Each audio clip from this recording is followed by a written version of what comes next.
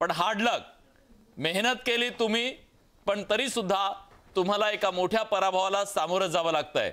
काय कारण वाटतं? कुठं चुकलं?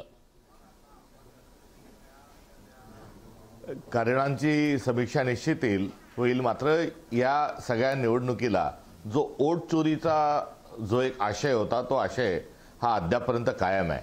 त्यामुळे निवडणुकींमध्ये झालेलं मतदान आणि निकाल हा आपल्या ठिकाणी आहे. त्या अनुषंगानं ज्यांना विजय साजरा करायचा ते विजय साजरे करतीलच. आम्ही तो सर सलामत तो पगडी 50 असं करत असताना बचेंगे तो और लढेंगे ही भूमिका घेऊनच पुढे आम्ही जाणार आहोत. बिहारचं एकंदरीत सर्व वातावरण, तिथली असणारी एकंदर परिस्थिती या अनुषंगानं या निकालांवर विश्वास ठेवणं हे अवघड होत चाललेलं आहे.